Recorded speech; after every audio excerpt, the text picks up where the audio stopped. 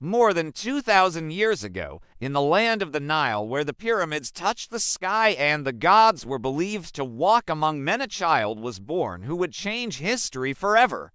Her name was Cleopatra VII Philopator, the future queen of Egypt. She was born in 69 BC in the magnificent city of Alexandria, the jewel of the ancient world, a city of marble temples, great libraries, and the endless sound of the sea.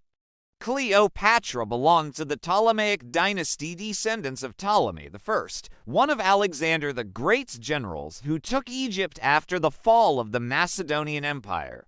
Though her family was Greek by blood, Cleopatra grew up surrounded by Egyptian culture, gods, and traditions. Unlike her ancestors, she learned to speak the Egyptian language, the first of her dynasty to do so in centuries. She didn't just want to rule Egypt, she wanted to belong to Egypt. From a young age, Cleopatra was educated in philosophy, astronomy, mathematics, and politics. She was known for her intelligence, charisma, and sharp wit, a rare combination that would later make her both loved and feared. But in a world ruled by men, power came at a cost. And Cleopatra's journey to the throne was just beginning? In the golden sands of ancient Egypt, a queen was born who would become one of the most famous women in history. Her name Cleopatra, the last pharaoh of Egypt, a woman whose beauty, intelligence, and ambition changed the course of empires. When Cleopatra was just 18 years old, her father, King Ptolemy XII, died. According to Egyptian tradition, she was to rule beside her younger brother, Ptolemy XIII, but power in Egypt was never peacefully shared. Soon, tension grew between them, advisors whispered, armies gathered, and the young queen found herself forced into exile, driven out of her own palace by her brother's supporters. But Cleopatra was no ordinary woman. She was intelligent, strategic, and fearless. And at that moment, another great power was rising: Rome. In 48 BC, the Roman general Julius Caesar arrived in Alexandria, chasing his rival Pompey. Cleopatra saw an opportunity, one that could win her back her throne.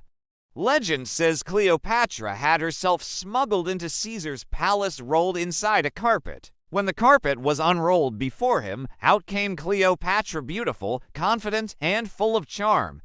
Caesar was stunned. The two formed an alliance, political and soon personal. Together, they fought against her brother's army.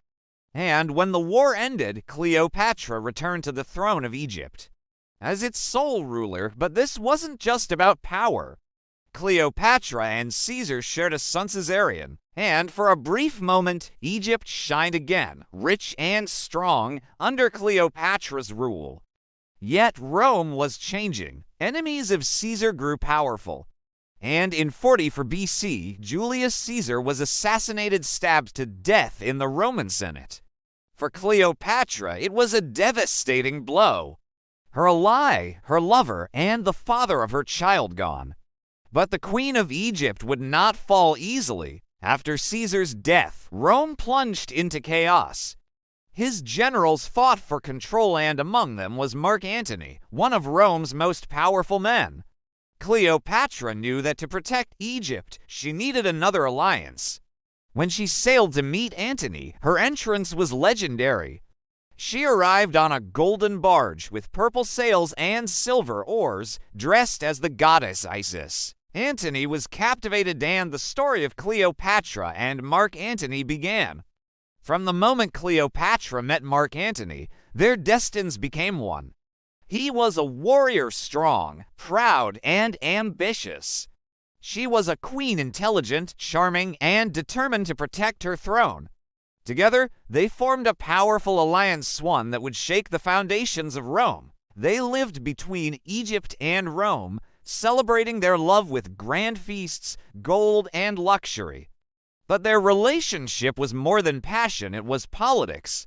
Cleopatra saw in Antony a protector of Egypt's independence. Antony saw in Cleopatra a queen whose wealth and ships could help him control Rome. But in Rome, people whispered. They called Cleopatra a witch, a temptress. They said Antony had lost himself under her spell. One man, Octavian, Caesar's adopted son, used this to his advantage. He wanted to rule Rome alone, and he would use Cleopatra's image to destroy Antony's reputation. In 31 BC, war broke out, the famous Battle of Actium. Antony and Cleopatra's fleet faced Octavian's powerful navy. The battle was fierce, but when Cleopatra's ships turned and fled, Antony followed her, abandoning the fight. Their forces were crushed, their empire lost. They returned to Egypt, broken and surrounded by enemies.